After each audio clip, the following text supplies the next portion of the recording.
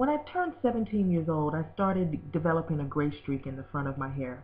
It's kind of genetic for people in our family to gray pretty early. So to cover my streak, I started dyeing my hair black. Sometimes I would use blue black, sometimes I would use jet black, sometimes dark brown, natural black. But I normally dyed my hair darker colors because I felt like that was easier to maintain and to keep the streak covered. Now in this video right here, my hair is dyed jet black. And as you see, obviously, that I had locks. So I colored my own locks most of the time. Sometimes I would go to the salon, but for the most part, I would color my own locks. And I was pretty committed to keeping my hair dyed a darker color. I thought it looked good on me. And, you know, I knew that I had this premature gray thing. So I was pretty committed to the darker colors. Until one day I woke up and I decided that I needed to change. And I decided that I was going to go blonde. I always felt like blonde locks were so gorgeous, but I knew in order to achieve that look, I would have to use bleach. My hair had been dyed black too many times, so I had to use bleach to lift that color.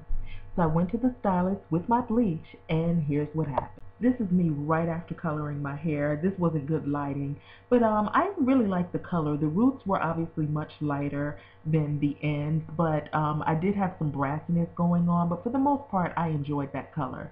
And here is another picture, and you can see that the ends are much darker, and even there's some places where the hair is actually black. I expected that because I knew it was going to take a couple of times for me to get the color I wanted to achieve. And this is me after coloring my hair for the second time. This time I didn't go to a salon. I actually did it myself.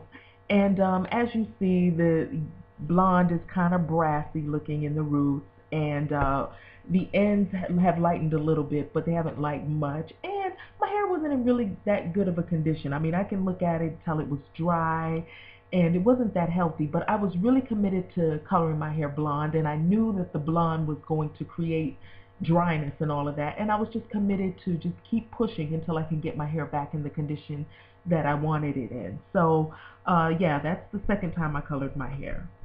And this was after coloring it for the third time. I think this was the third time, and again, I had done it myself. And I was dead wrong for coming on camera looking like this. I had just woke up a hot mess. Anyway, as you see, my hair was very dry looking. I mean, you can look at it and tell. You don't have to know about hair to know that. And it didn't feel good at that point too.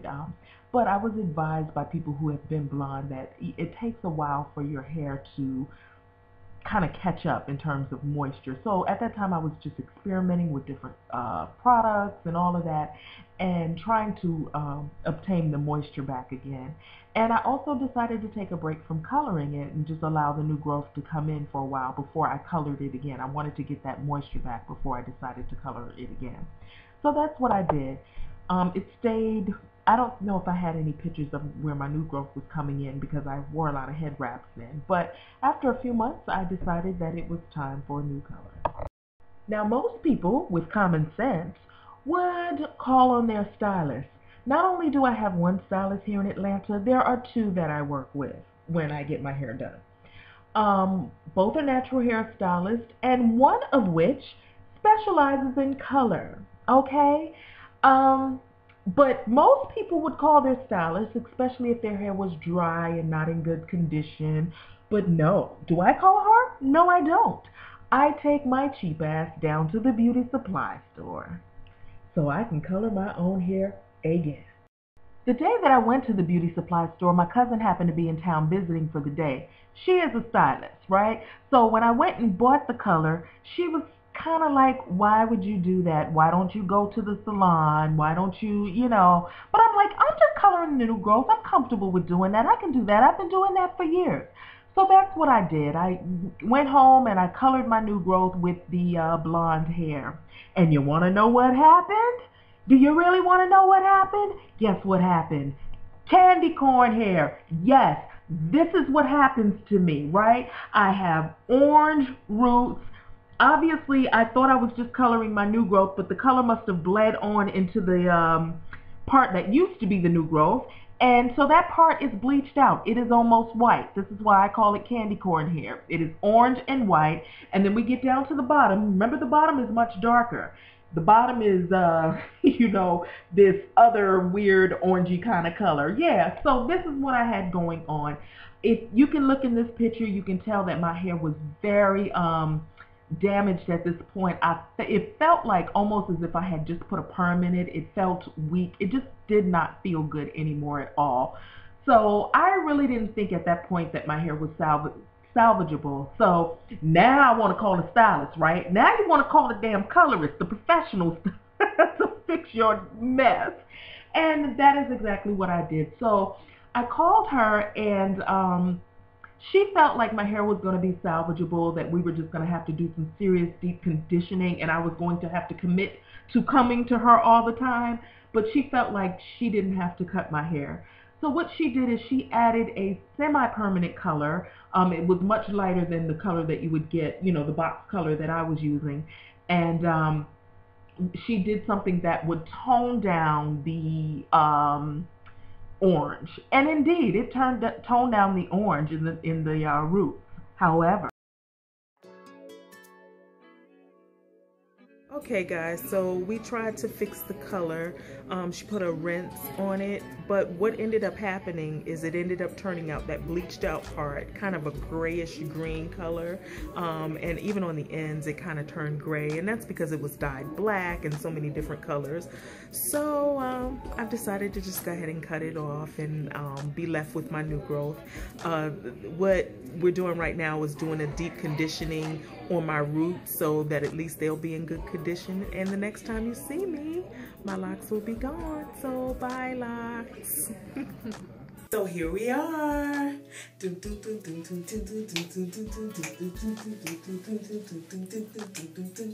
We're bald, baby. We are bald, or almost bald, baby. Very short. TWA realness, honey. Right now she has, I did some little comb coils, or the stylist did some comb coils. My hair is so short that they're really not gonna stay, but it's just a way to add texture to the hair, and in a day or two, I'll just take them out and it kind of just gives your hair a little bit of texture. So anyway, yes, this is it. The color that she used, I can't remember the name of it, but I think the color was called Auburn Blonde. And of course, when we cut the hair off, it was blonde.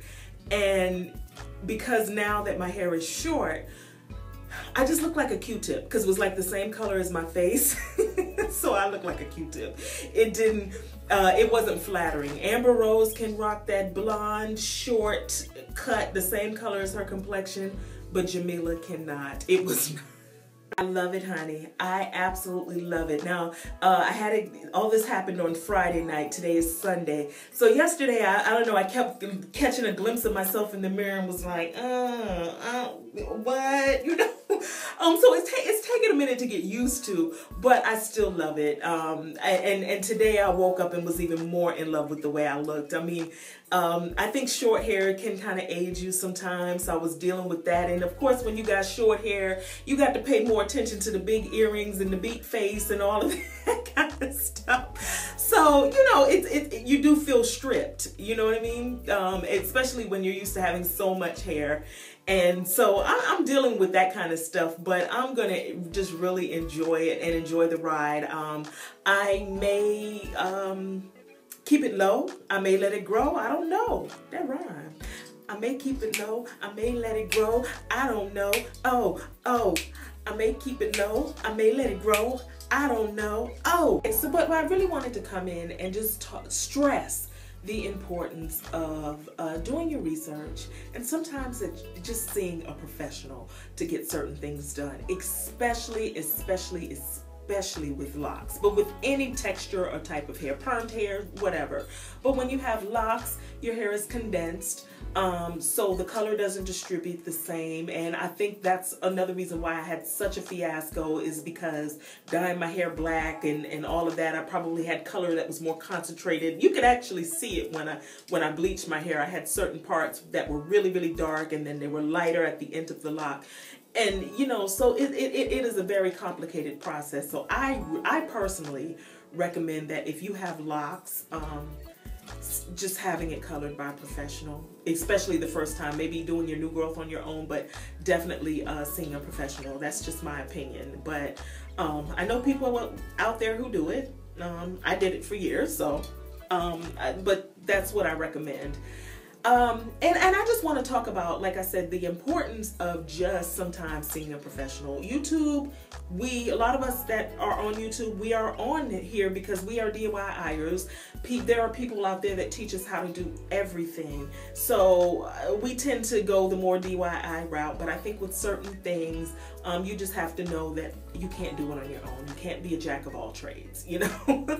And when it comes to color especially, there are cosmetologists, and there are cosmetologists who specialize in color. I mean, every cosmetologist learns the basic of color, but there are people who really, really take their time and they take continuing education classes, and they really, really learn the science of all of that, of the different undertones and, you know, how all of that works. I don't know. My cousin is a stylist in Beaufort, South Carolina, Tim Jen's Salon in Beaufort, South Carolina. So if you are in the Low Country area, you know, Hilton Head, Savannah, Charleston, Walterboro, you know, that whole area, check her out. Go get your life and check her out. She is dope at what she does. She's very passionate about what she does, and she really is serious about it, you know, about keeping your hair healthy with, you know, perms, natural hair. She does it all, weaves, all of that, and definitely color. That is her thing. So, anyway, just gotta plug my cousin because she's dope, yes. But anyway, I just really, really, really want to stress that it is very, very important for you to really do your research, even if you are going to do it yourself, and really understand what it is that you're doing. You know, although I went to a colorist to have my hair, or to a stylist to have my hair initially colored, she didn't know about all of the other or different colors that I use. You know, like I said, sometimes it was blue black, sometimes it was jet black, sometimes it was Faria, sometimes it was texture and tone, sometimes it was vegan, and all of that mixed up. You know, she didn't know all of that, and so I couldn't expect her to work miracles with that. And that's another thing. You know, we be messing up stuff, and then we want to go to the stylist and expect them to work miracles. They can only do what they know. And you know, going to the second stylist who definitely who did this, she also knows about color, but because of all of the mismatch of foolishness that I had going on in my hair, we ended up with green hair. That's not her fault, you know, and you guys got to understand that too, is that you cannot, she definitely knew what she was doing, but she was working with a whole bunch of foolishness, you know. So, you know, keep that in mind when you're doing your own hair at home and that kind of stuff. I'm definitely the DIY type of girl. I hate going to the salon, to be honest. This is why we ended up with this. I feel like, gosh, I'm in here. You know, with black hair, we be in the salon all damn day. I be feeling like I got too much to do.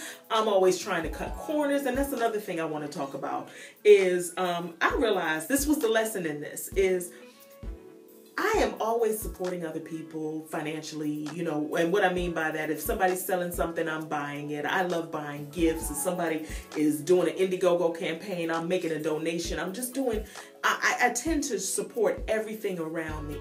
But when it comes to myself, I tend to cut corners. And, you know, this is how this whole thing started. I'm going to color my own hair because I ain't got time to be sitting in that salon all day. And then I'll go tomorrow and have it twisted in style, you know. But the lesson in this was, you know, sometimes you really have to just take that time and for yourself, you know, take that time and that money and put it into you, you know. So that was a lesson for me, is that sometimes, Jamila, you got to put yourself first. So, and if that means spending a couple extra dollars, if that means spending some more time and you have to tell somebody no because you got to go get beautified, there's nothing wrong with that. And I think as women, we tend to put ourselves last because we have so much. I'm talking whether you have children or not. You know, I think it's just a woman's role. We tend to everything else and everybody else comes first. So that, you know, if I can impart anything on you, whether it has to do with coloring your hair or whatever, remember that sometimes all the time, you are worth it, okay? You are worth taking care of yourself. So I got some more stuff I want to talk about, but this video is really getting long, so I will post it in another video. Thank you for watching this. Like, comment, and subscribe, and I'll see you in the next video. Peace.